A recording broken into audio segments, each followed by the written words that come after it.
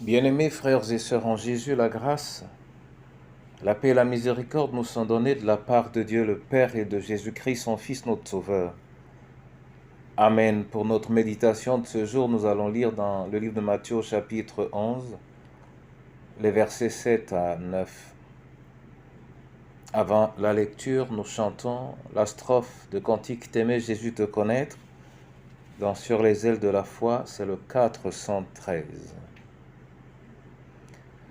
T'aimer Jésus, te connaître, se reposer sur ton sein, t'avoir pour son roi, son maître, pour son breuvage et son pain, savourer en paix ta grâce, de ta mort puissant sauveur, goûter la sainte efficace, quelle ineffable douceur. Oui, la sainte efficace de la mort de Christ, quelle douceur. Seigneur, accorde-nous la grâce d'accéder au cœur de l'Évangile et de l'avoir en nous, le porter en nous, dans le précieux nom de Jésus. Amen.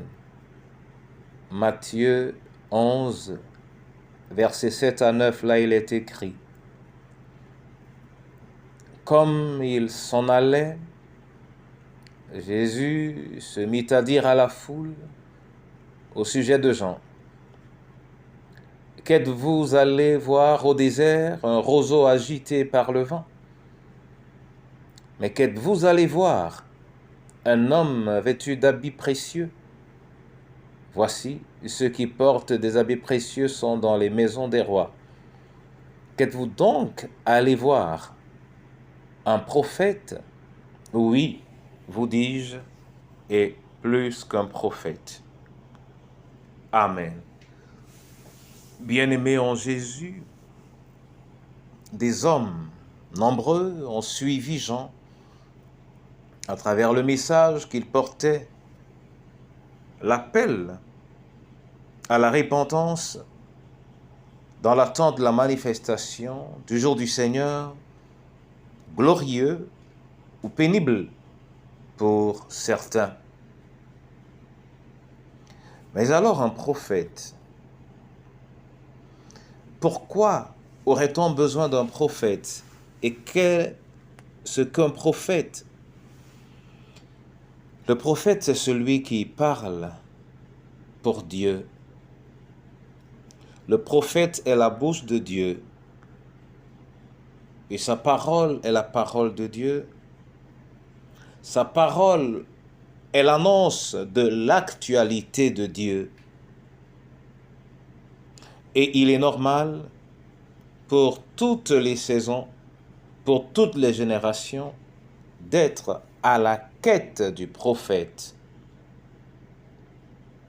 C'est pourquoi nous également, dans cette génération, nous en avons besoin, parce que nous voulons entrer en contact avec le dire, oui, le dire même de Dieu.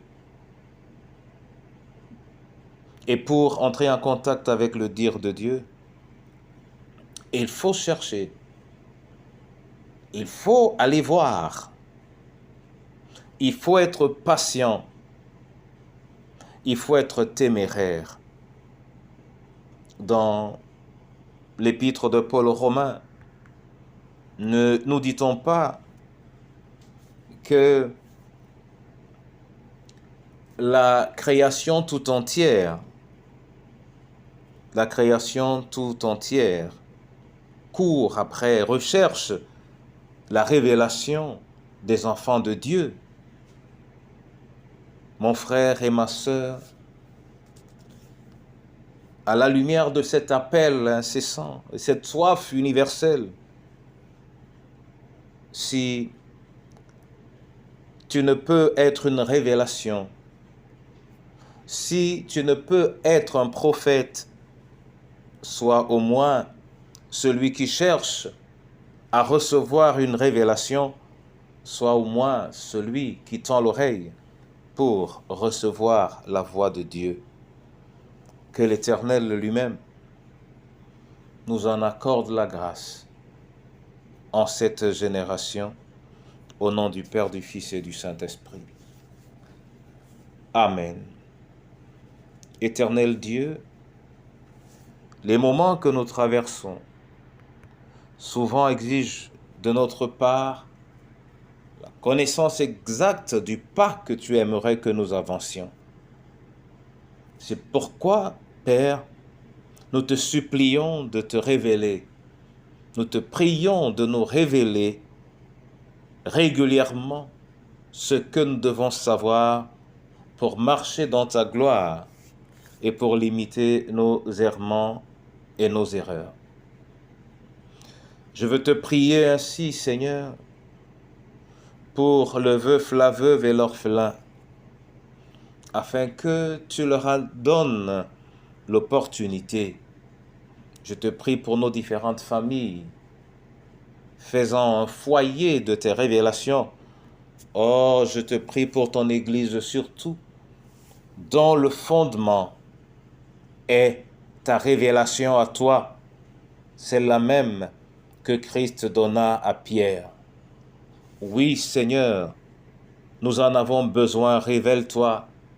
Révèle-toi en cette saison pour que nous te connaissions mieux. Révèle-toi pour que nous vivions ta gloire au quotidien et que nous la partagions au nom du Père, du Fils et du Saint-Esprit. Amen.